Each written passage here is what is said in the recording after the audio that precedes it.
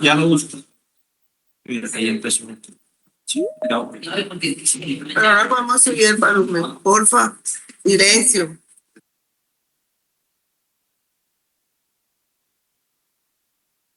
En todo el volumen. Yo subí la pregunta. Yo no estaba en la tecla. Juan, después de Juan, en el más de en este más.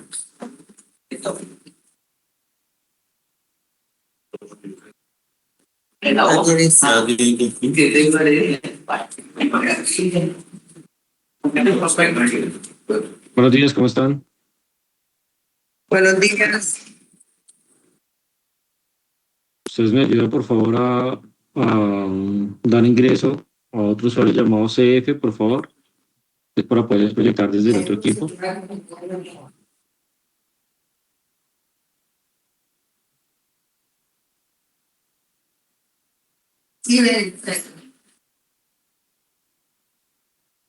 Perfecto, muchas gracias. Bueno, casi no lo logramos. Casi no lo logramos. No sé por qué no aparecían en el acceso del Google Meet. Ahí me escuchan bien ustedes ya. Sí, yo alcanzo un poquito lo que hace por mucho. Puede alzar usted la voz porque acá ya le pusimos el volumen ya. Vale, pero sí me escuchan bien. Sí, sí, señor. Perfecto. Bueno, nuevamente, mil disculpas, tanta novedad con el Google Meet, pero bueno, aquí ya estamos, que es lo importante. El día de hoy, pues vamos a hacer una inducción con respecto a qué es el SARLAF y Programa de Transparencia y Ética Empresarial. Antes de iniciar, requiero que por favor llenen el formato de asistencia a capacitaciones que tengan internamente. Al finalizar lo escaneen y no lo compartan, por favor, para también tener esa evidencia de quienes participaron en esta inducción. Bueno. Bueno, le quería dejar que todos estamos reunidos, o sea que vamos a utilizar el mismo, digamos, hoja de asistencia. Ahora que ya, entonces. Sí, así es, no hay problema. Una misma hoja de asistencia. Pero todos tienen que firmarla, así es. Les estoy compartiendo mi pantalla, por favor me confirman cuando ya la puedan ver. Ahí se ve. Sí, ahí se ve.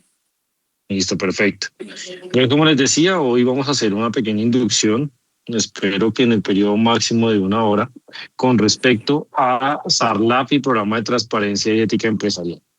El objetivo que tenemos con esta capacitación es que al final pues todos tengamos muy claros los elementos requeridos en la gestión de riesgos asociados al lavado de activos, financiación del terrorismo, proliferación de armas de destrucción masiva y la prevención de los riesgos de corrupción y soborno en la organización y en general en el transporte. ¿Esto por qué? Porque lógicamente tenemos que propender por la prevención, la disminución de los riesgos asociados a todo lo que es el programa de transparencia y ética y el SARLAF. ¿Listo? De igual forma, debemos tener la capacidad de conocer, identificar lo que son señales de alerta, operaciones inusuales u operaciones sospechosas en la organización. La agenda que vamos a ver es básicamente la que ven en pantalla. Hablaremos un poco del contexto colombiano. Vamos a ver un poco a profundidad la norma que es el SARLAF, el programa de transparencia ética, conocer qué es una operación sospechosa, una operación inusual, cómo se hace un reporte de operaciones sospechosas, principales riesgos que encontramos, señales de alerta que se presentan en los procesos y unas conclusiones. Es muy importante empezar siempre con esta agenda y con este proceso en el ciclo que estamos haciendo nosotros de implementación para que todos hablemos en los mismos canales, en los mismos idiomas. Ustedes van a encontrar que cada proceso van a tener nuevos controles asociados a la prevención de este tipo de riesgos y por ende esos controles pues van a hablar en términos de operaciones sospechosas, van a hablar en términos de señales de alerta o demás o de vías diligencias y debemos tener claridad de qué es eso. Por favor, cualquier pregunta, no duden en levantar la mano y yo estoy aquí atento para darles paso. Entonces, para quienes no me conocen, mi nombre es Cristian Fonseca, soy administrador de empresas de profesión, terminando una maestría en gerencia de riesgos y seguridad. Soy tecnólogo en sistemas integrados de la calidad, ambiente, seguridad y salud en el trabajo. Soy auditor en varias normas, calidad, ambiente, seguridad vial, seguridad de salud, anticorrupción, soborno, 28.000, CITIPAD, OEA, auditor oficial de cumplimiento en diferentes procesos de SAGRILAF, SARLAF, en todo tipo de organizaciones, y pues trabajando en temas de transporte de carga, transporte especial y logística hace más de 12 años, razón por la cual pues intentamos que esto sea práctico desde esa visión. Empezando ya en materia, hablamos de un contexto. Este contexto colombiano nos dice pues que definitivamente en nuestro país existen mercados ilícitos. Esos mercados ilícitos se da por la presencia de grupos criminales en diferentes zonas del país que operan todavía y que vienen en crecimiento, dadas las políticas y los temas gubernamentales de los últimos años. Para nadie es un secreto que las bandas criminales han tenido un crecimiento, han tenido un aumento en pie de fuerza, han aumentado en el número de efectivos, digámoslo así, en las fuerzas, y pues esto genera también un aumento en la producción de estupefacientes. Para el 2023, la Policía Nacional y el Ministerio de Defensa calcularon que se tenían más o menos 253.000 hectáreas de coca al cierre del 2023. Para 2024 aumentó ese número. 2025 siguió aumentando a tal suerte que lo último que se habló es de cerca de más de 300.000 hectáreas de coca cultivadas, generando así lo que hoy para nosotros es una sobreproducción incluso. Entonces hemos llegado al punto de tener sobreproducción de cocaína, lo que pues evidentemente hace que tengamos ese afán, digamos así, de las bandas criminales de sacarla, venderla, exportarla para no tener tanto inventario, porque al final de cuentas ellos también manejan una logística. Para poder producir esa cocaína, o bueno, esas 300.000 hectáreas o esas 253.000 hectáreas tienen un potencial de 2.664 toneladas de cocaína. Que eso es mucha droga. Para que ustedes lo tengan así, como en un dibujito, venga, hacemos aquí una operación rápida, 164, día 32. Estamos hablando de más o menos 84 tractomulas cargadas de piso a techo de cocaína. Eso es más o menos la producción. Ahora bien, eso es una cantidad de dinero muy importante. Y esa cantidad de dinero pues tiene que llegar de alguna forma u otra al país nuevamente, y pues en esa operación de limpieza o de blanqueo es donde hablamos del lavado de activos. Ese lavado de activos pues se viene dando de muchas formas. Una de las formas también que se viene utilizando más es el tema de las criptomonedas, el tema de todos los influencers. Miren que ahorita está de moda también el tema de los narcoinfluencers, ¿no? Con diferentes tipos de sorteos, de rifas y demás que son una forma adicional de lavar dinero. Entonces miren que aquí vamos a encontrar que en este contexto colombiano hay muchas formas de materializar el lavado de activos. Y como hay tantas formas de materializarlo, pues es un riesgo que puede permear cualquier tipo de organización.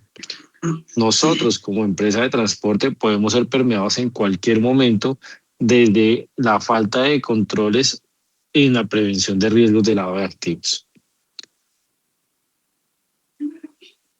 Alineado con esto, pues también hablamos de temas asociados a la prevención de la corrupción. Y es que Colombia también, digamos que alineado con lo anterior, día tras día tiende a tener más problemas en la prevención de la corrupción. ¿Por qué? Porque sinceramente todos sabemos que encontramos y evidenciamos que en vez de mejorar, empeoramos en esos controles. que cada vez se desvía más dinero de la función pública hacia eventos de corrupción. Entonces eso genera que en la calificación que se da a nivel mundial a través del organismo de transparencia, pues Colombia tiene una calificación de 39 sobre 100 puntos, lo que nos ha posicionado en el puesto 92 sobre 180 países evaluados. Si ustedes ven, en el 2023 teníamos el puesto 87. O sea, nosotros lo que vamos haciendo es cayendo cada vez en la calificación, diciendo que tenemos más corrupción en nuestro país. Esta es la preocupación en términos generales, porque también la corrupción permea cualquier tipo de organización, y hablamos de corrupción que no solamente es la microcorrupción, digámoslo así, de 500, 1 millón ni nada por el estilo, sino de corrupción a grandes escalas, donde empezamos a hablar de miles de millones que se pierden en las manos privadas en vez de ejercer esa función pública a favor de nosotros como colombianos. En medio de todos estos casos de corrupción, puede verse representada o puede verse afectada cualquier tipo de organización. Es más, en lavado de activos y corrupción y soborno también se puede ver afectado o ser involucrado cualquiera de nosotros como persona natural. Digamos que alineado con todo lo anterior, pues las diferentes entidades se han preocupado por implementar controles, por definir controles. Algunas de las entidades, por ejemplo las supersociedades, vienen exigiendo hace mucho rato la implementación del SAGRILAF y el programa de transparencia y ética empresarial, y ha hecho líneas de control, verificación de la implementación de estas normatividades en las empresas, y por el incumplimiento de estos sistemas pues ha generado sanciones. Entonces a nosotros como empresa nos debe funcionar algo muy coherente y muy común, y es que tengamos esto en el radar para saber que nosotros también tenemos ese requisito legal, y que si no estamos alineados con ese requisito legal, muy seguramente vamos a tener que pagar cualquier tipo de sanción de este estilo. Por ejemplo, la sanción más fuerte fue por no tener el SAGRILAF implementado, que se le pusieron, por ejemplo, a una de las empresas más conocidas para todos, que fue Rappi en su momento, donde le pusieron una sanción de $175.000, más de 707 millones de pesos, por no tener implementado el SAGRILAF. Y aquí la pregunta es, señores, como empresa, ¿ustedes consideran viable que nosotros tengamos una sanción de este estilo? ¿O implementamos mejor los controles y definimos todo lo que tenemos que hacer y mantenemos todas las prevenciones necesarias para que esto no se materialice? Creo que esa es la respuesta, ¿no? Es mejor prevenir que tener que pagar este tipo de sanciones.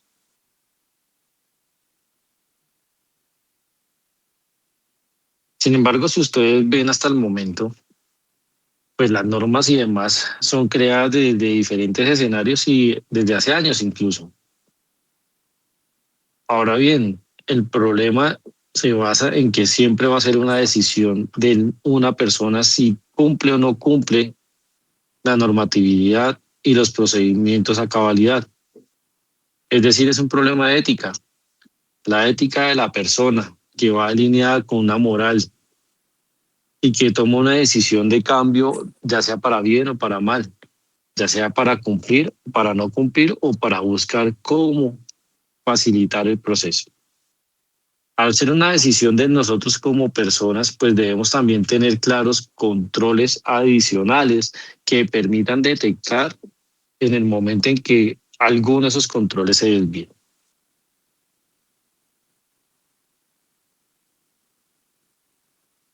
Ustedes como organización ya están certificados en unas normas ISO. Y es importante que nosotros tengamos claro que el SARLAF y el programa de transparencia y ética empresarial es transversal con esas normas ISO. No son sistemas totalmente separados, no son requisitos por allá locos que no tengan nada que ver y que no se puedan integrar. Son sistemas que van alineados. Cuando nosotros vemos, digamos que este mapa, vemos que tenemos un sistema de gestión ISO 45000, que es seguridad y salud en el trabajo. Ese sistema de gestión pues está basado también en una ideología de prevención de peligros y riesgos, que tiene una base en la gestión del riesgo, que tiene una base documental y que tiene toda una estructura alrededor de esto. ¿Sí? Vemos que el 9001, por ejemplo, es el sistema de gestión de calidad enfocado en aumentar la satisfacción del cliente, de las partes interesadas, ¿sí? Y que también está basado en una gestión por procesos y en una gestión de riesgos. Esto mismo nos pasa con Sagrilab y programa de transparencia y ética empresarial. También su fundamento base es la gestión del riesgo. Y como su fundamento base es la gestión del riesgo, pues también tiene una serie de procesos, procedimientos que deben ser cumplidos para que nosotros podamos desarrollar las actividades necesarias para prevenir esos riesgos en la organización.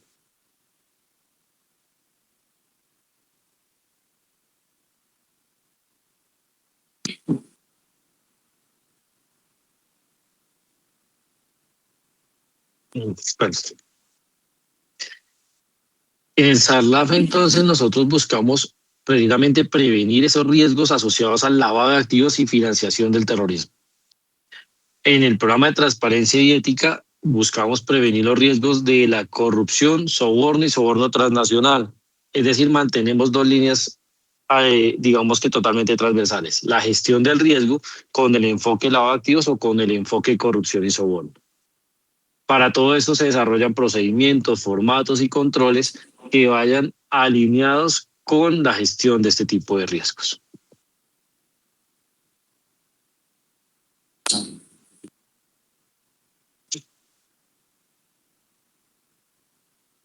Nosotros desde aquí empezamos a hablar entonces de gestión de riesgos y basamos en qué es un riesgo, ¿sí?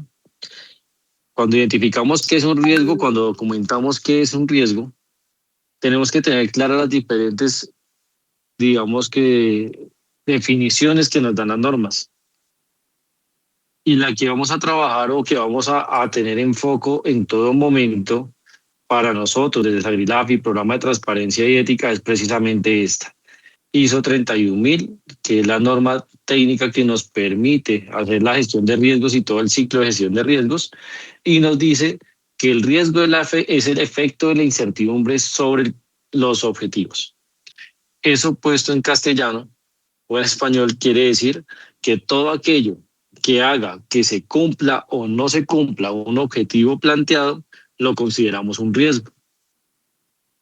En términos prácticos, con el mismo ejemplo sencillo que siempre doy, mire, nuestro objetivo era estar en esta capacitación a partir de las 9:30 de la mañana. Ese era el objetivo. ¿Qué riesgos tuvimos? Que no sirvió Google Meet, ¿cierto? Que no logramos conectarnos a tiempo. Posiblemente estábamos sin internet. Posiblemente Cristian se puede haber enfermado. Tuvimos una contingencia en la empresa y por ende no se pudo aceptar la capacitación. Pudieron haber pasado muchas cosas. Todo eso que pusiera en juego el que se cumpliera el objetivo de la capacitación se puede considerar un riesgo.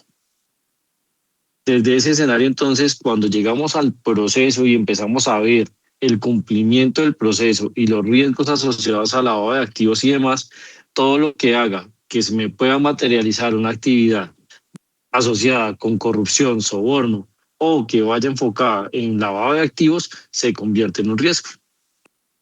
¿Listo? Es importante que esto lo vayamos teniendo dentro del mapa. Los riesgos tienen muchas clasificaciones. Una de las más generales que se tienen es la que ustedes ven en pantalla, en donde encontramos riesgos asociados al riesgos públicos, que es todo lo que pueda pasar en la calle; riesgos de origen tecnológico, que son todos esos riesgos que tienen o que están asociados con la tecnología, con la seguridad de la información, ciberseguridad y demás, que hoy día están en auge. por todas las condiciones que ya todos tenemos en cuenta, de inteligencia artificial, de robo de información, todos estos temas de suplantación y demás, todo eso está ahí. Y pues lógicamente tiene una afectación hacia la organización. Riesgos naturales que pues son generados por la naturaleza, terremotos, sismos, inundaciones, entre otros. Temas de riesgos de cumplimiento de requisitos asociados a los requisitos del cliente, ¿sí? Riesgos estratégicos en donde pues aquí encontramos riesgos asociados a las decisiones de la empresa o de la gerencia y de alta gerencia. Riesgos financieros en cuanto al buen o mal uso del dinero. Riesgos legales asociados con el cumplimiento de la normatividad legal aplicable para la organización. Y ahí es cuando empezamos a ver que tenemos requisitos legales de diferentes síntomas y que nosotros en este caso vamos a hablar de dos requisitos legales, uno llamado Programa de Transparencia y Ética y otro llamado SARLA. Riesgos que si se materializan pues nos generan sanciones que pueden llegar a cerrar el establecimiento. Por ejemplo, seguridad y salud en el trabajo es una de las más puntuales. Seguridad y salud en el trabajo dice que si el sistema de gestión no está implementado, te puede dar el cierre del establecimiento. Tenemos riesgos de origen reputacional, que son todo lo que pueda afectar el buen nombre de la organización. Riesgos operacionales, que es la afectación de la operación por incumplimiento de procesos o procedimientos. Y riesgos asociados con el lavado de activos y la financiación del terrorismo. Este último, cuando se materializa, tiene un impacto directo contra la reputación de la empresa, un impacto directo a nivel legal y a nivel financiero. ¿Qué pasa si nuestra empresa aparece por allá en un periódico y diciendo, mire, es que importante empresa, el sector transporte de pasajeros, intermunicipal y demás, se vio involucrado en lavado de activos? Automáticamente nuestro buen nombre se ve afectado. Las relaciones con nuestros clientes, proveedores y demás se ven afectadas. Nos llega la ley, nos llegan las diferentes entidades de gobierno buscando términos asociados con sanciones, con multas o incluso con lo que es extinción de dominio, generando así un impacto financiero muy fuerte para la empresa. ¿Listo? Esta es la principal clasificación de riesgos entonces que tenemos. Cuénteme por favor si hasta el momento hay alguna duda, alguna pregunta o algo que quieran que les aclare.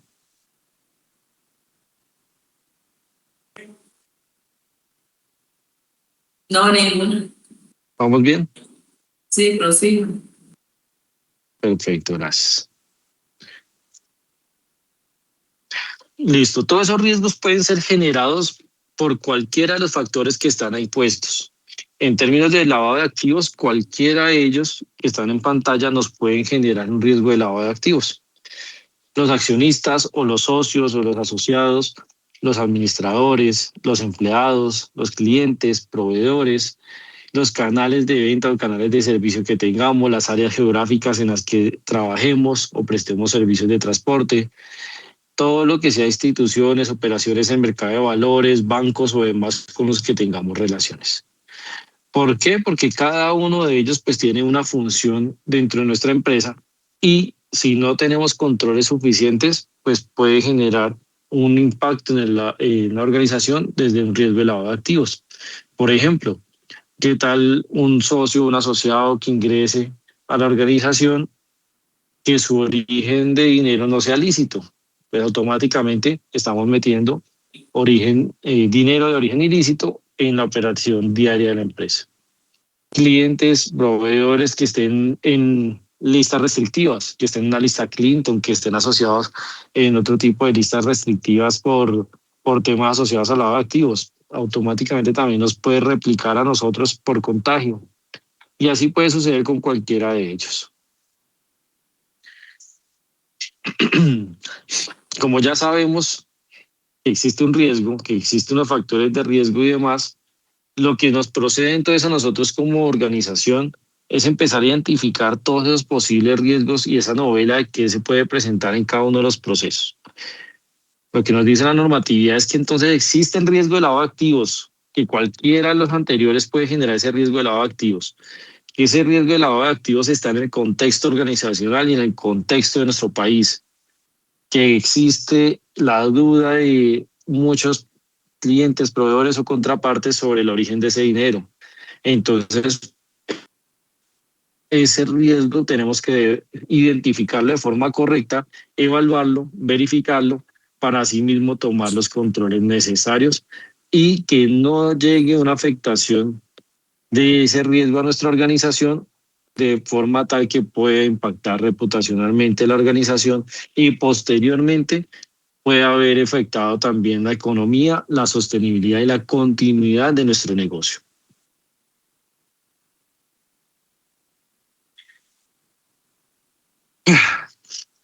En el lavado de activos encontraremos que hay más de 60 formas de materializar el lavado de activos y esto es lo que se llama los delitos fuente de lavado de activos. Básicamente, dentro del artículo 323 del Código Penal, nos dice que hay estos delitos fuentes en la combinación de estos verbos rectores con las características del riesgo. Por ejemplo, nos dice que el que adquiera bienes que tengan su origen inmediato o mediato en actividades de, veamos por aquí, contrabando, estaría asociado a actividades o delitos de lavado de activos. Un ejemplo puntual. Resulta que necesitamos comprar el repuesto de algún vehículo. Se robaron un repuesto, se robaron, yo qué sé, el computador, se robaron algún repuesto importante de un vehículo. Y para que nos salga más barato, nos vamos a determinado punto que no es tan confiable, que no nos genera factura y compramos ese repuesto. Resulta que ese repuesto preciso es de contrabando. Como compramos, adquirimos ese repuesto en, que es un bien que tiene un origen de contrabando, nosotros nos vamos a ver involucrados en lavado de activos. ¿Sí me hago entender cómo funciona?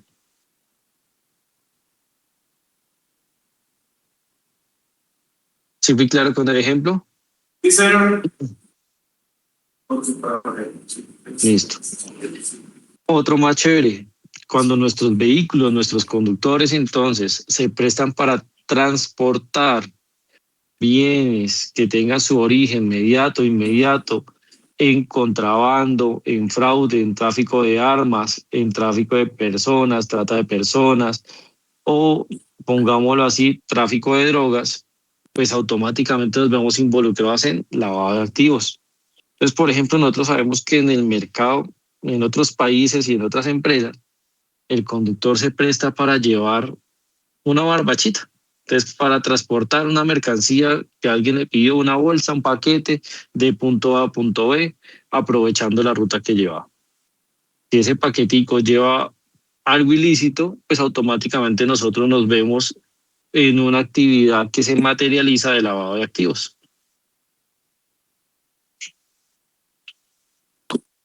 Y así tenemos muchas mezclas o muchas combinaciones que se pueden materializar dentro de cada uno de nuestros procesos.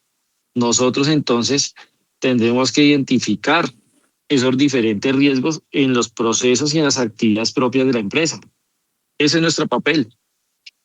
¿Por qué? Porque ese código penal nos dice que si nos incurrimos por esa sola conducta, es decir, una sola vez que compremos un repuesto de contrabando, un repuesto robado, cualquier escenario de ese estilo, por esa sola vez nos podemos ver involucrados en lavado de activos y eso nos puede generar prisión de 10 a 30 años y multas de 1.000 a 50.000 salarios mínimos.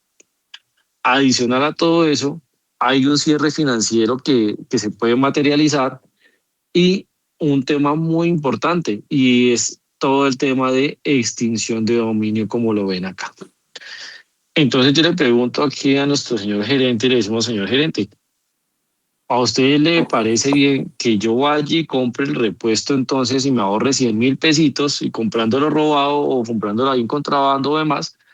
O más bien me voy al concesionario y nos ahorramos eso y que nos saque la facturita un poquito más caro y todo, pero nos vamos tranquilos y no se expone a estos 50.000 salarios mínimos, ¿cierto? Ese tipo de decisiones y ese tipo de controles es lo que vamos a tener en cuenta, ¿vale? Aquí es un tema importante también de aclarar lo siguiente. Ojo porque estas decisiones que van a título personal, como lo es el tema de prisión y el tema de extinción de dominio, no va solamente contra el representante legales y socios, ¿sí?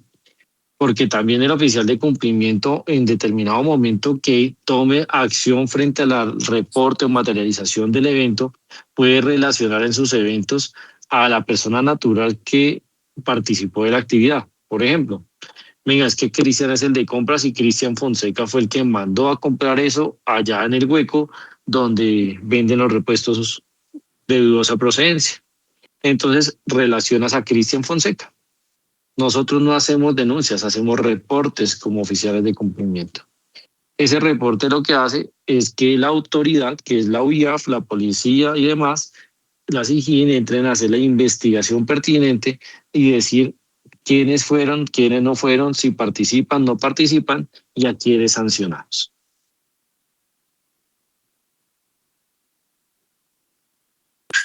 El, el segundo delito importante está asociado con la financiación del terrorismo y grupos de delincuencia organizada, también dentro del Código Penal.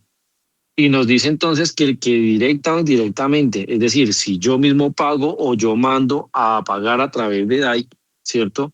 O a través de otra persona, proveer, recolectar, entregar, recibir, administrar, aportar, guardar fondos, bienes o recursos que promueva, organice, sostenga económicamente a grupos al margen de la ley, pues también tiene sus sanciones. Y aquí es importante lo siguiente, miren. La financiación del terrorismo no se da solamente con dinero ilícito, se da con dinero lícito. Puede que nosotros como organización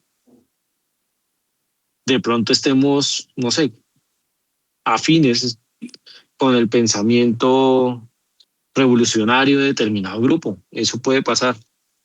Y como estamos afines con ese pensamiento revolucionario, damos una cuota mensual. Eso se llama financiar el terrorismo, razón por la cual automáticamente se va a materializar este riesgo y se puede ver involucrado en prisión de 13 a 22 años y multas de 1.300 a 15.000 salarios mínimos de mensuales legales vigentes.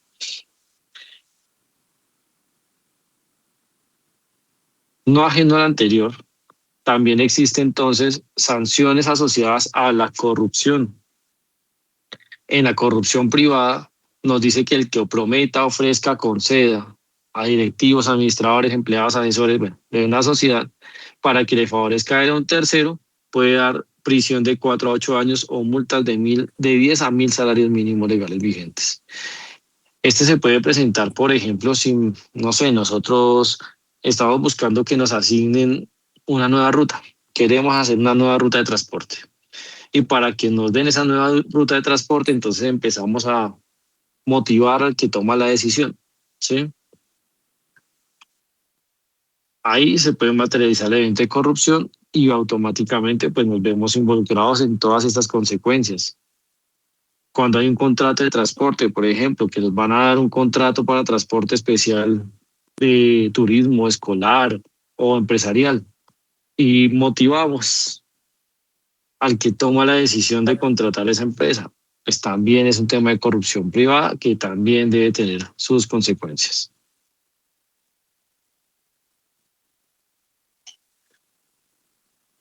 ¿Vamos bien? ¿Preguntas hasta el momento?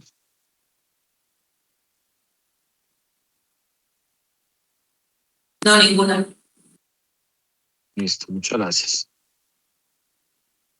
Listo. Entonces, miren, basado en todo lo anterior, se han regulado diferentes normas asociadas a la prevención de lavado de activos. Desde las supersociedades existe el SAGRILAF, ¿cierto? Que es para todas las empresas que están reguladas por las supersociedades. Nosotros en Supertransporte, como regulados en Supertransporte, debemos dar cumplimiento al SARLAF. Este SARLAF nació en la resolución 2328 de 6 de marzo de 2025. Básicamente es un sistema de administración de riesgos, de prevención de lavado de activos, financiación del terrorismo y financiación de la destrucción de armas, de la proliferación de armas de destrucción masiva, corrijo.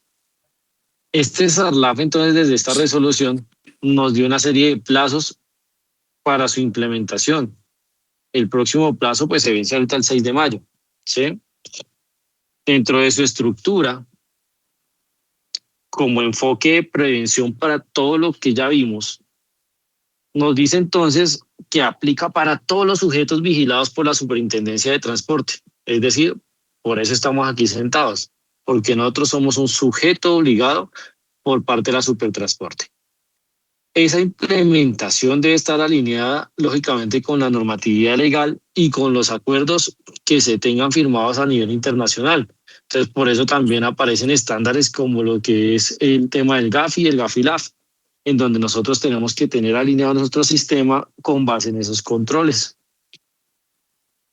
Nos dice entonces que también integró nuevos, digamos que nuevos sectores que no existían anteriormente. Antes estaba, por ejemplo, transporte de cargas y estaba regulado y tenía un CIPLAF PADM y nosotros no estábamos por ahí involucrados como transporte especial. Ahora nosotros hacemos parte de esos nuevos sectores que están regulados.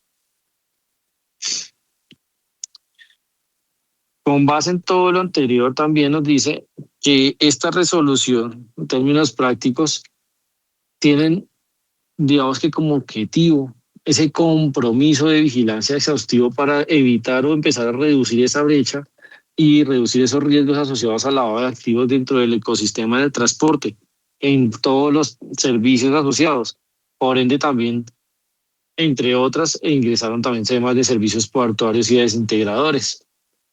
Desde transparencia y ética empresarial, pues empiezan a hacer también mucha normatividad que ya venía de super sociedades y de otro tipo de regulación que nacen con la ley anticorrupción, hasta llegar a nosotros en términos de resolución 14673 de 2025 como programa de transparencia y ética empresarial.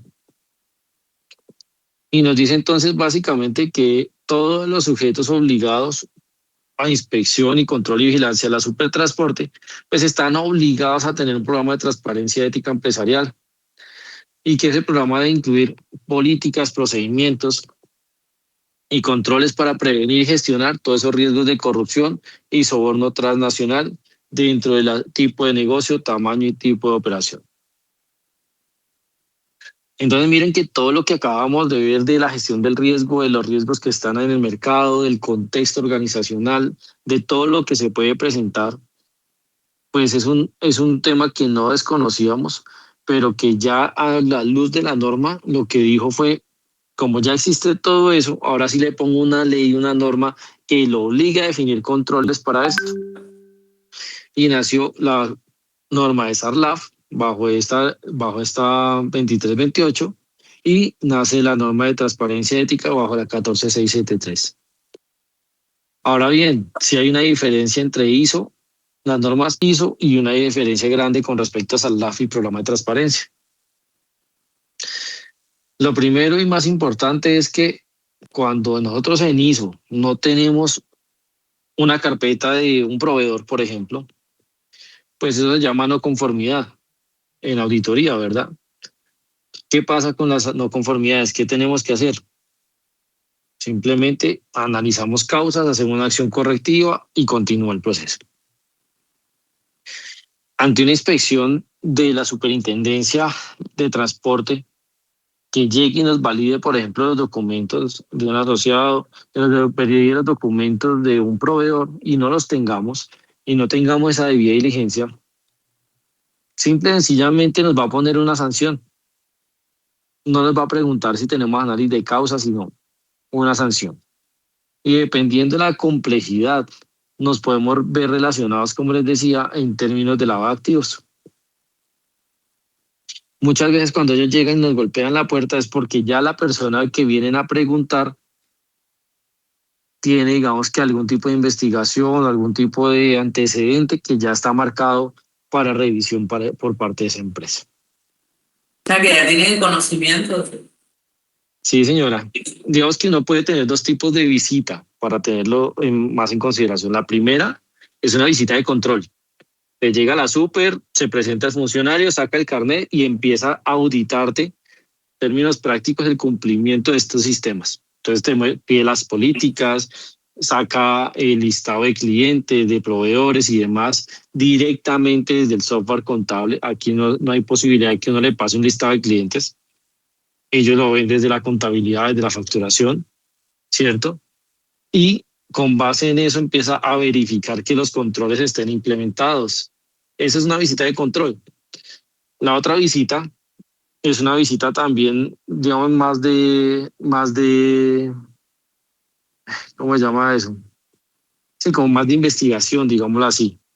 Porque también llega, te toca la puerta, se presenta el carnet, pero te dice, me hace un favor, me deja ver la carpetica, el expediente, la debida diligencia de Cristian Fonseca, con cédula de ciudadanía 1016-035, listo. No pregunta más. Viene específicamente a verificar esa debida diligencia. Y recordemos que aquí nosotros no tenemos la posibilidad de decir, no, mire, es que Cristian, yo le he pasado 20 correos y él no me responde, no me envía documentos. Aquí no hay forma, porque aquí no te están auditando la gestión, te están verificando que hayas hecho los controles necesarios.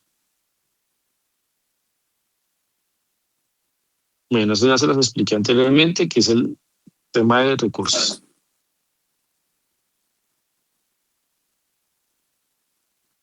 Aterrizando entonces un poco más cómo funciona todo lo que hacemos. Todo está regulado en términos prácticos por esta entidad, por la Unidad de Información de Análisis Financiero, en términos de lavado de activos y financiación del terrorismo. Nosotros como organización trabajamos aquí en la prevención. Nuestra tarea es prevenir a través de controles, procedimientos, políticas y demás. En caso de identificar algún tipo de actividad, de señal de alerta, de señal sospechosa, además, la debemos notificar, la debemos comunicar a la vía. Ellos detectan, reciben y con eso inician un proceso de investigación o un proceso de análisis de información. Si ese análisis de información procede, pasa a investigación con la Policía Judicial y la Fiscalía. Y en ese momento, pues es cuando ya entra, digamos, todos los actores relacionados a esa investigación y por último pasa a un tema de juzgamiento con la Fiscalía o con un juez de la República. Nosotros como organización solamente trabajamos aquí, en este primer cuadrito. Nosotros no somos jueces, nosotros no podemos investigar, no somos policía, no somos fiscalía, nada de eso. Nuestro trabajo es prevenir. Y para prevenir, montamos controles asociados a la prevención de lavado de activos o a la corrupción y soborno. ¿Qué tipo de controles? Vea, controles de conocimiento de los empleados, de los socios, de los accionistas, de los proveedores, de los clientes, que son las llamadas contrapartes, seguimiento a las inversiones que se hagan como organización, seguimiento, control a las operaciones financieras también, seguimiento a todos los temas de código de ética, reglamento interno de trabajo, entre otros. Controles que son un equilibrio, porque es un equilibrio también en términos de costo-beneficio. Es decir, yo no puedo pretender que se implementen controles que no sean sostenibles en el tiempo o que valgan mucho más de lo que vale la empresa, digámoslo así, de lo que gana la empresa. Entonces son todas decisiones desde un equilibrio y que se deben gestionar y plantear desde ese momento. ¿Dudas, preguntas?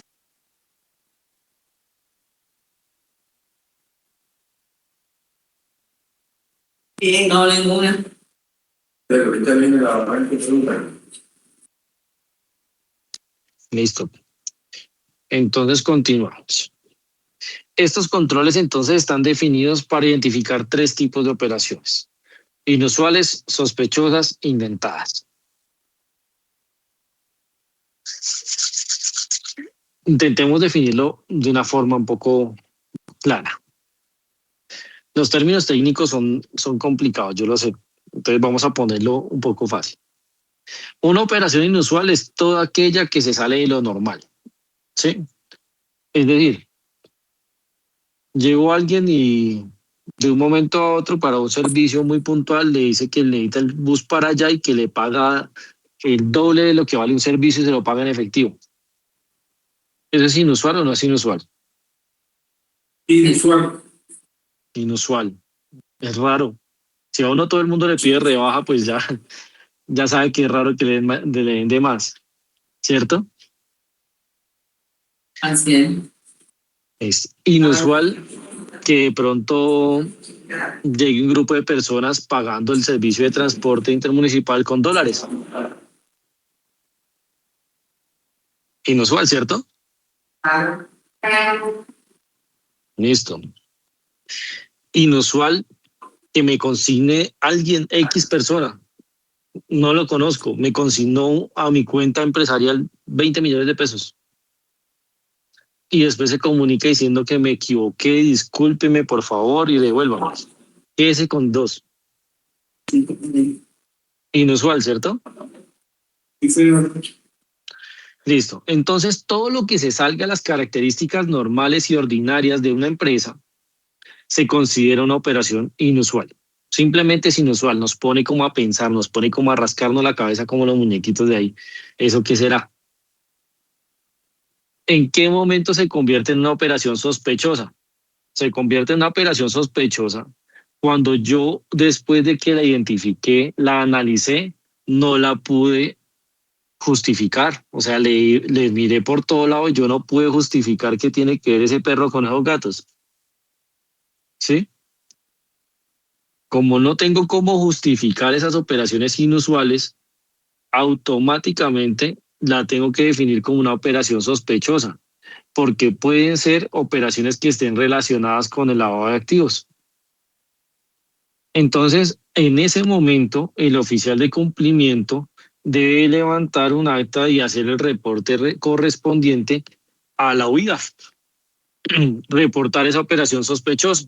Dentro del reporte, lo que uno hace es registrar todo lo que es la actividad que llegó, las personas que participaron, las fechas, horas, mejor dicho, ser lo más descriptivo posible sobre la operación.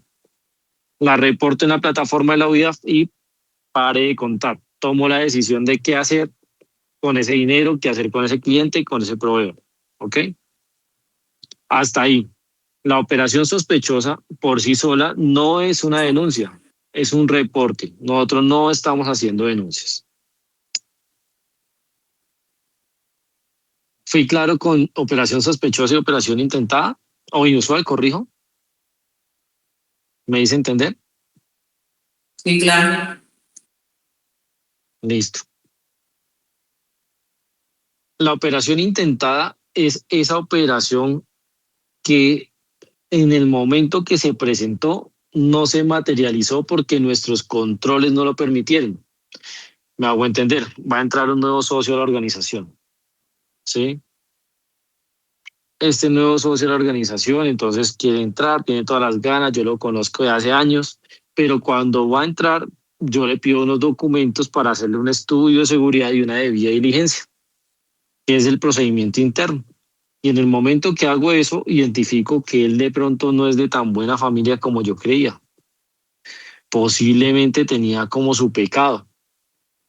Razón por la cual prefiero decirle, mire, Cristian, muchas gracias, no me llame, yo lo llamo. ¿Sí? ¿Eso qué quiere decir? Que la operación no se materializó. Al final de cuentas, él no ingresó como socio, ni ingresó sus carros, ni ingresó su dinero, ni nada por el estilo. Mis controles lo detuvieron. Eso se llama operación intentada. También debe reportarse al oficial de cumplimiento.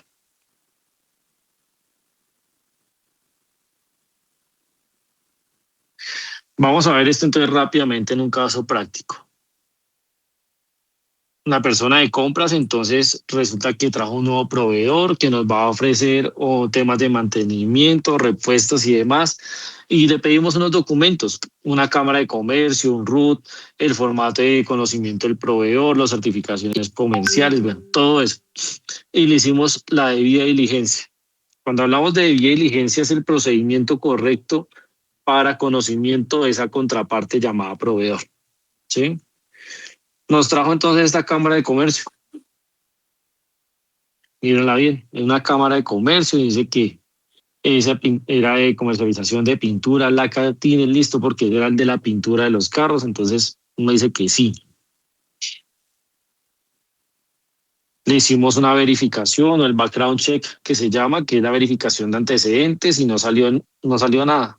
Verificamos documentos normativos y todo bien. ¿Qué dicen? ¿Con base en eso el proveedor cumple o no cumple?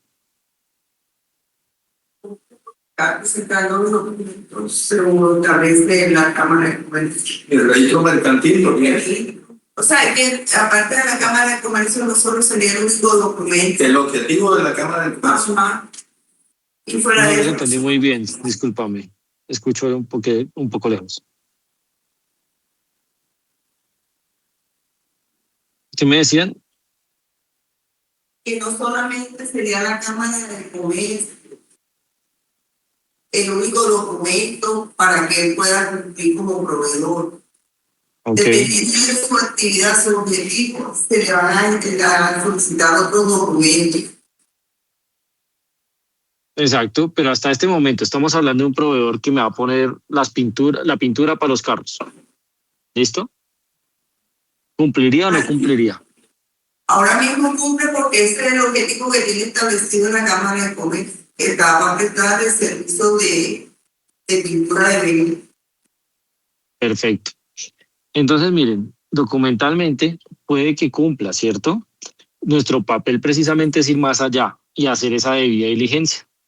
Entonces, cuando analizamos nuestros documentos, empezamos a decir, mire, el objeto social sí está, pero resulta que esa empresa no renueva Cámara de Comercio desde el 2020. ¿Sí? Aparte de eso, cuando fuimos a verificar los permisos para esa venta de ese tipo de productos están vencidos desde 2024. Después fuimos y sacamos y analizamos ese proveedor, lo visitamos, ¿cierto? Y en la carta de presentación y demás nos dijo que tiene estas 3 sedes. Esto es un caso real para que lo tengan en cuenta, ¿no? Y resulta que en las 3 sedes, en la sede número 2 y en la sede número 3, las verificamos mínimo desde Google Maps y encontramos estas 2 cosas. Bajo ese escenario uno dice, ahora sí la pregunta, ¿el cliente cumple o no cumple? ¿O el proveedor cumple o no cumple? Obviamente no cumple. Ya no cumple, ¿cierto? Entonces, miren, esto que estamos viendo aquí es la importancia del conocimiento de nuestras contrapartes. Esto es lo que nos genera esas señales de alerta para identificar una operación inusual, un reporte de operación sospechosa y que no se nos materialice el riesgo en nuestra organización. ¿Listo? Muy importante entonces esos procesos de debida diligencia. Otro tipo de operaciones. Cuando tenemos un cliente que le tiene un contrato de transporte, mejor dicho, muy grande y ese cliente empieza a hacernos consignaciones en efectivo. El pago de consignaciones en efectivo a través de consignaciones en efectivo o nos paga en efectivo. ¿Es una señal de alerta? ¿Sí o no?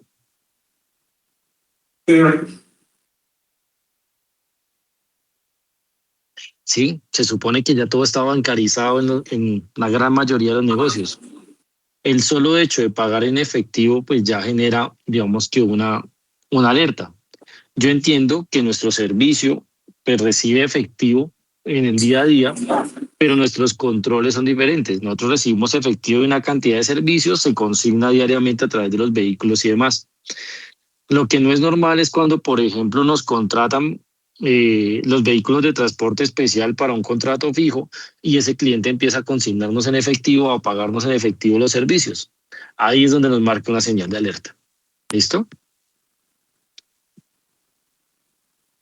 Entonces, basado en lo anterior, el SARLAF, el programa de transparencia y ética empresarial, que tiene que definir esos controles, esos procedimientos para conocimiento de las contrapartes, para identificar esas actividades inusuales, reportar operaciones sospechosas y para prevenir que se materialicen, se alimenta de señales de alerta. Y las señales de alerta entonces son todas aquellas cosas que me van dando como esas red flags o esas banderas rojas en los procesos.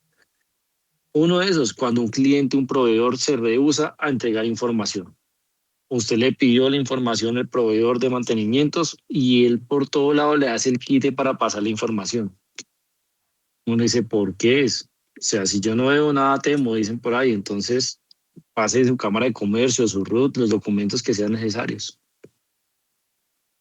Otra señal de alerta es cuando tenemos un cliente que insiste en hacer todo ya. O sea, le contrato ya el bus, se lo pago al doble, venga todo ya, ya, ya, contrato no necesito, fue, no necesito nada, hágale. ¿Sí?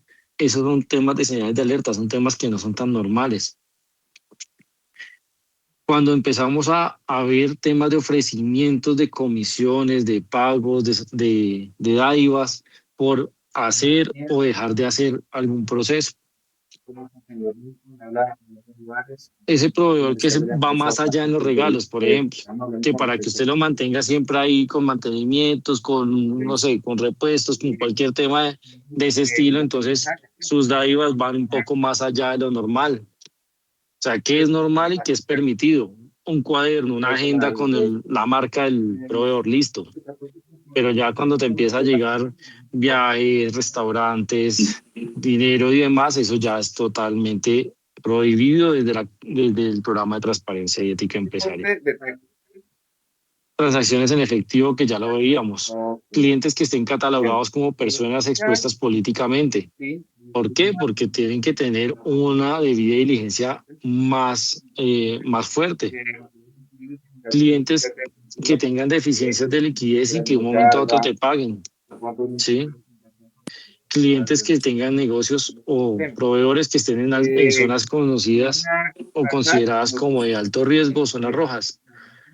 Toda esta información nos va generando, digamos que unas alertas para nosotros tener en cuenta en nuestros procesos. Entonces miren que con base en todo lo que hemos hablado, el SARLAF y el programa de transparencia y ética, lo que entran a fortalecer o lo que entran es a fortalecer los procesos que ya tenemos. Porque ustedes ya tienen un proceso de selección, evaluación, revaluación de proveedores. ¿Qué va a hacer el SARLAF? Simple y sencillamente entra a verificarlo, entra a complementar ese procedimiento agregando los controles propios de prevención de lavado de activos. Ya no tenemos 2 años de experiencia. Talento humano, ya Ya tienen un tenemos varios procedimiento de selección de clientes. talento humano. Entramos a A nivel agregar todos esos nacional, controles para no hacer dos sistemas separados que me generen un caos en la organización. ¿Sí? Nuestro objetivo entonces, ¿cuál va a ser? Prevenir todos los riesgos asociados con lavado de activos, financiación del terrorismo, programación de la proliferación de armas, destrucción masiva, corrupción y soborno. Todo lo que esté asociado con esos riesgos debe tener un control en cualquiera de los procesos que aplique. Y pues sobre todo y más importante, que es un sistema o son dos sistemas en los cuales todo el personal debe ser partícipe y tiene que tener conocimiento de esos controles. Hay un rol y un responsable que es el oficial de cumplimiento. Ustedes pues todavía me tienen la tarea de definirme quién es el oficial de cumplimiento titular suplente, porque como vieron, ese oficial de cumplimiento es la persona encargada de que estos sistemas se cumplan a cabalidad y que debe tener el liderazgo de cada uno de estos controles, haciendo que los controles se implementen, se mantengan en el tiempo. Entonces, importantísimo ese rol dentro de la organización. Ahora sí, cuénteme, por favor, dudas, preguntas o inquietudes que hayan dejado, que hayan quedado.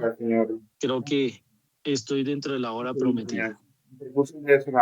Señor Cristian, yo sí tengo como una duda. Cristian me dijo que jamás Cristian Fuse.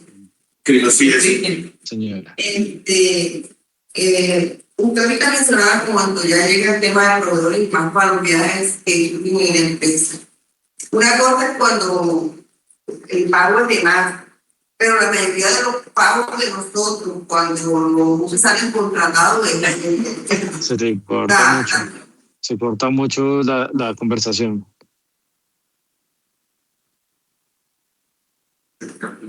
Un poquito más al equipo, por favor. Me queda una duda con relación cuando hablábamos con el tema relacionado a la contratación de vehículos. Claro está de que si nos van a ofrecer más de los recursos económicos establecidos en las tarifas, pero es que la mayoría de los contratos cuando llega a la empresa el pago es por efectivo. O sea, aquí no está todavía determinado que si se hace un viaje o la contratación de un vehículo tiene que ser consignado. Lo mismo que el ingreso, como se lo explicamos la vez pasada, el ingreso de nosotros acá en la empresa, el recaudo se hace, digamos, en efectivo y después se consignan en las cuentas de la empresa para que pueda ingresar a la empresa, pero hay que dejar con claridad eso, o sea, el usuario de nosotros nos paga directamente en efectivo.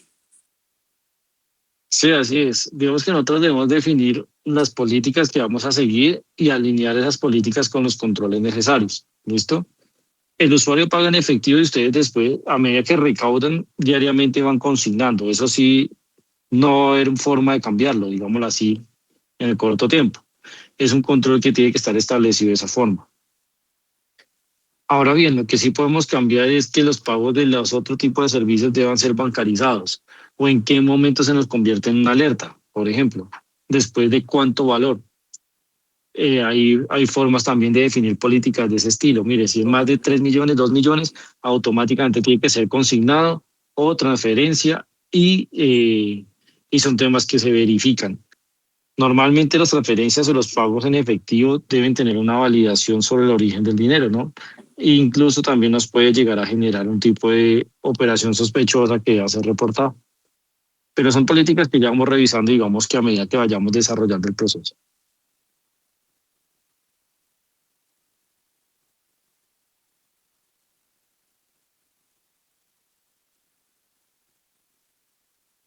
No sé si te di respuesta con lo que te mencioné. Bueno, acá también está la jefe de recursos humanos. La vez pasada, pues habíamos tratado un tema importante que usted también se lo socialice a ella con relación cuando se va a contratar un recurso humano en la identificación de los documentos, cómo se van a... Eso sería importante que usted también nos haga el favor, ya que estamos la mayoría de los líderes del proceso, para que pues aprovechemos y le haga claridad en ese tema. Está también gestor operativo, tesorería, contabilidad, pues está el jefe de ruta, el abogado civil, penal, está el gerente y mi persona, que usted sabe que soy la líder del sistema. Sería importante que si tiene el espacio y lo podíamos abordar, pues nos haga pues las recomendaciones y algunas indicaciones que podríamos iniciar desde ya a tener presente. Bueno, pues en términos prácticos, lo primero, un saludo a todos. Vamos a ver quiénes están. Señor Cristian, le habla Yuri Sí. Beltrán, de la empresa. Bueno, con relación de las políticas que van a implementar, hay una que va enfocada al objeto social de nosotros, que es transporte. Usted decía ahorita que esos buses y la mayoría de nosotros acá transportan carga. Ahí en ese caso usted implementaría unas políticas o nosotros hacemos alguna socialización con relación a eso, para que el conductor en el momento de recibir ese encargo cumpla con eso y eso no se convierta en un tema de contrabando. En ese sentido, ¿cuál sería el inicio, el tema de control, teniendo en cuenta el grado de responsabilidad de cada actor? Bueno, nosotros, digamos que dentro del proceso de implementación que estamos iniciando, debemos definir las políticas necesarias para cada uno de los procesos y para cada una de las etapas, digámoslo así, de la organización. Uno es lo que está mencionando el señor Johnny. Listo, vamos a recibir encomiendas. Ok, si vamos a recibir encomiendas, lo más sensato es que pudiéramos tener un conocimiento básico de quién manda la encomienda y qué contiene esa encomienda. Recordemos que nosotros no somos una empresa de mensajería, ¿no?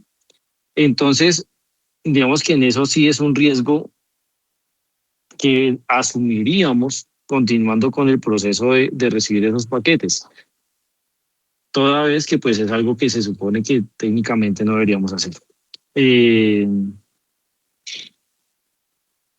En cuanto a las políticas, como le menciono, nos toca revisar en el momento que empecemos a detallar cada uno de los procesos. En ese momento creo que detallaremos bien qué política definimos, si aprobamos, no aprobamos, porque pues eso es un tema que al final del día depende de la gestión del riesgo. Digamos que mal estaría yo en decirle, mire, a partir de hoy no hay encomiendas, no sería posible, sino que pues, revisemos el proceso. Señor. Cristian, sí sería bueno que usted nos aclarara una cosita. O sea, nosotros tenemos claridad en el tema de que nosotros no podemos mover carga porque somos transporte de pasajeros. Pero usted Así sabe que cada usuario tiene el derecho de llevar algo de mano o una bolsa, lo que, o sea, ¿cómo hacemos nosotros para que eso no nos vaya a traer problemas? Porque nosotros no somos transportadores de carga, pero sí movemos carga en pequeña dimensión.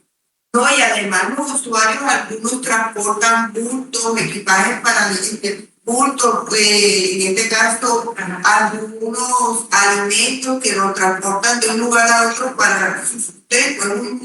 Digamos que el emprendimiento del usuario que utiliza nuestros medios de transporte para transportar esa clase de mercancía. ¿Cómo se podría hacer ese control? Nosotros somos un transporte intermunicipal, ¿verdad? Entonces, nuestras rutas son muchas, digamos, veredas y además se caracteriza que acá sobre el Atlántico, una de las cosas es la agricultura y la ganadería.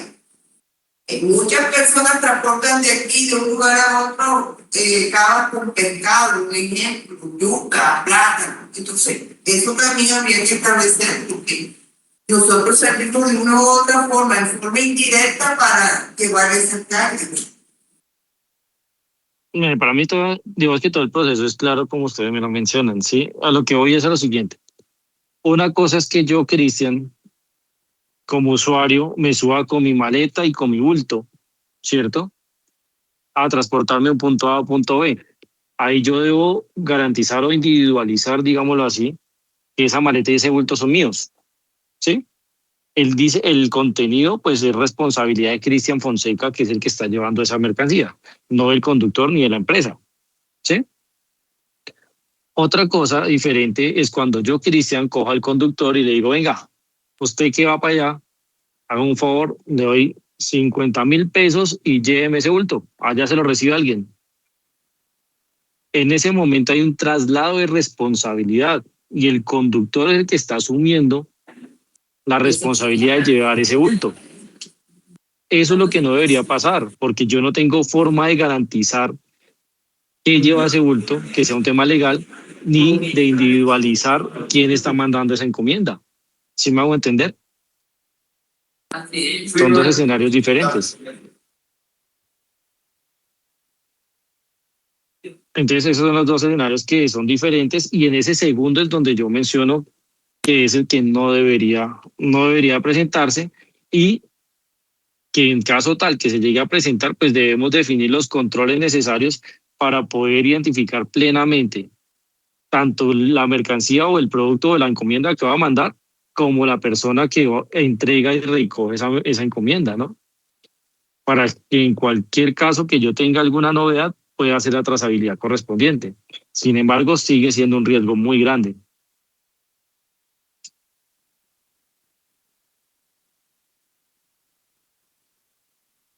Otra ¿Sí me hice pregunta, entender? ya entrando, sí, así es, ya entrando a la implementación del programa, ¿se iniciaría con qué departamento o cómo se iniciaría?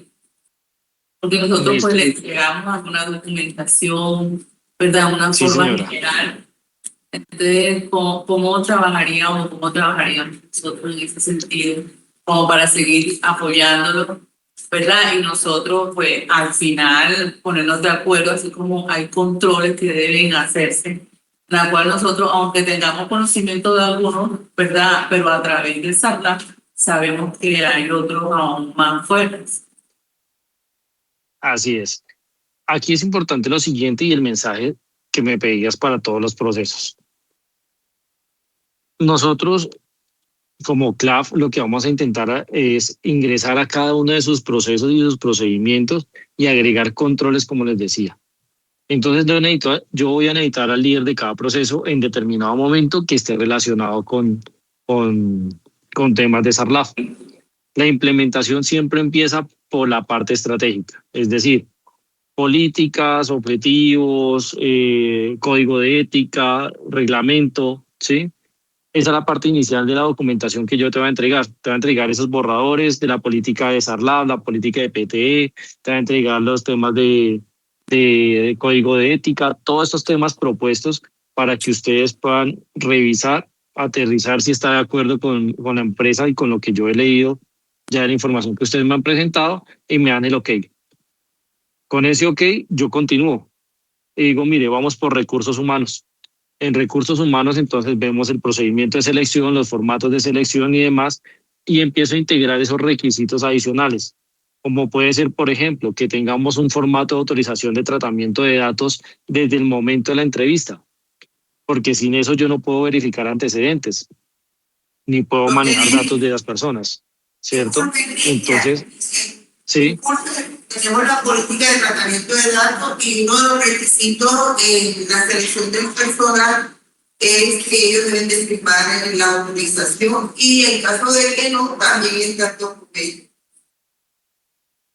Exacto, entonces miren, todo eso digamos que es lo que ya vamos viendo en el momento de implementación, ya vamos al proceso allá, nos aterrizamos, ustedes me van mostrando el formato, miramos la explicación, si es el caso y procede, le agrego controles o le agrego líneas a esas autorizaciones, revisamos que en el reglamento interno de trabajo esté contemplado todos los procesos de debida diligencia para cuando se presentan faltas a las políticas o a los procedimientos asociados con SARLAF y continuamos. Cerramos proceso, nos vamos con operaciones y en operaciones empezamos a ver los contratos, los temas de vinculación, bueno, todos los temas que ya ustedes van viendo, porque en cada uno de esos puntos hay controles específicos desde la prevención de lavado de activos y financiación del terrorismo. ¿Listo? Entonces, digamos que la dinámica es así, por procesos. Lógicamente ahora tenemos que correr mucho por el tema de plazos, porque estamos sobre el tiempo. Entonces, en un principio vamos a correr un poco con la parte documental para estar dentro de tiempos y posteriormente retomamos nuevamente con la segunda fase de implementación. ¿Sí? Entonces, para que lo tengan en cuenta, ahorita vamos a correr un poco con el tema documental, entregamos el paquete de documentales en términos de aprobación y nuevamente retomamos y decimos, bueno, devolvámonos talento humano. Ahora sí, talento humano, empecemos. ¿Cómo vas con la implementación? ¿Qué cambiamos? ¿Qué ajustamos? ¿Qué subimos? ¿Qué bajamos?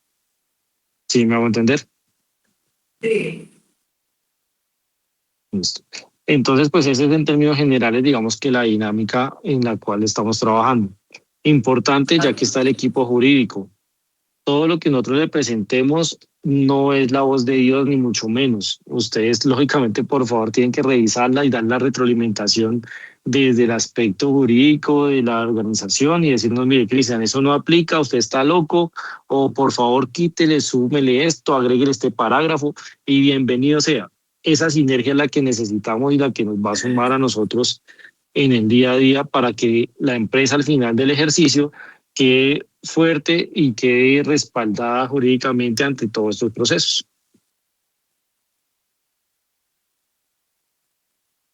Listo. ¿De pronto alguna otra duda?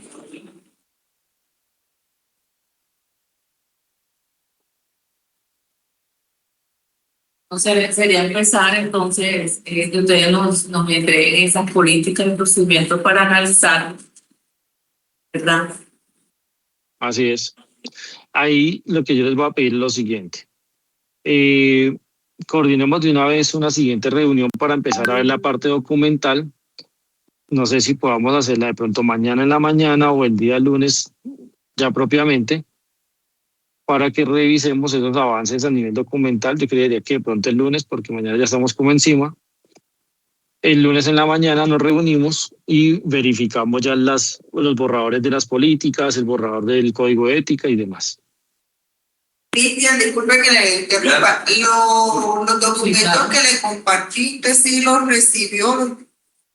Sí, señora, yo ayer estuve revisando la carpeta, la revisé anoche. Encontré que me subiste en operaciones, está el contrato de vinculación, en recursos humanos están los manuales de funciones, el procedimiento de gestión de recursos humanos, en administración no, sino en sistema de gestión está el procedimiento de control documental, el de riesgos y la matriz de riesgos. ¿Sí?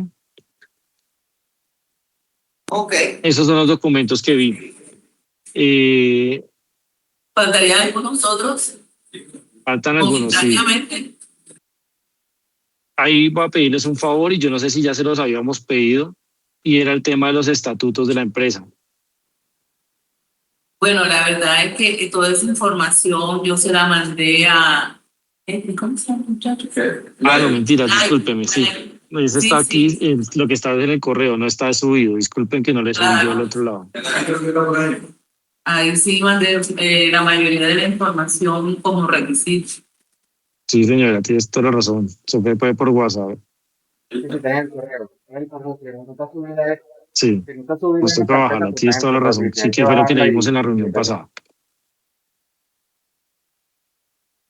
Listo. Entonces, con Exactamente, base en la eso, pregunta estaba yo bien. ya establezco, documento, digamos que las políticas en borrador y demás, como les digo, y ya lo que procede es que empecemos ya revisión y aprobación de documentos. Nos toca entregarles como paquetes más bien grandecitos semana tras semana para que logremos estar en un mes un poco alineados ya con el sistema. Bueno, entonces, pues eso sería. Por favor, confírmeme si entonces el lunes nos podemos ver. La idea pues sería con la persona de gestión de calidad El y lunes de a qué hora, pronto, disculpe. señora, ¿A qué hora el lunes, Cristian? pues con base en lo que ustedes me habían dicho sería como a las 9:30, ¿no? Sí, así es. Para mirar la parte documental. Así es. ¿Usted quiere que nosotros generemos el link para que no tenga el contratiempo de hoy? Si gustas, mejor, porque pues no, para no tener más inconvenientes con este tema. Ok, ¿Listo? Entonces sería el lunes a las 9 de la mañana. Bien. correcto. Listo, yo quedo pendiente entonces del link. ¿Listo? Bueno, y de mi parte entonces no sería más Bueno, agradecerles por su entonces yo tiempo. ahora le comparto la hoja de asistencia y ya le mandé unas fotos al grupo. No sé qué hace falta. Eso nomás, yo les voy a enviar un formulario en Google para que tengan en cuenta todos los que diligenciaron el formato de asistencia o todos los que están aquí con nosotros tienen que llenar ese formulario. El formulario es una evaluación de la capacitación. Son 5 preguntitas muy prácticas de A, B, C, D. Toda capacitación que ustedes den en términos de SARLAF y transparencia y ética debe tener una evaluación. ¿Listo? Bueno, otra cosita. Quiero que me manden bien cómo es el nombre de la capacitación para terminar de diligenciar la hoja de asistencia. Y el tema inmediatamente de lo del lunes con relación a lo que vamos a iniciar de la implementación, una para lo del enlace de ahora y otra para tener también la hoja de asistencia para cada proceso que vayamos, cada reunión que tengamos. Perfecto. Entonces aquí te paso el título de la capacitación de hoy. Te la estoy pasando por WhatsApp para que la tengamos Bueno, mejor ahí sí. documentado. Ahí escrita, Bueno, ¿listo? bueno, apenas que tenga el enlace ya lo hago pasar por el grupo. Muchísimas gracias. Bueno, gracias a usted. Bueno, que tengan un excelente día. Gusto en saludarlos. Bueno, Hasta luego. chao. Yo para... No, vamos a reunión, apaguemos aquí el aire también, porque sabes, esta no es entre la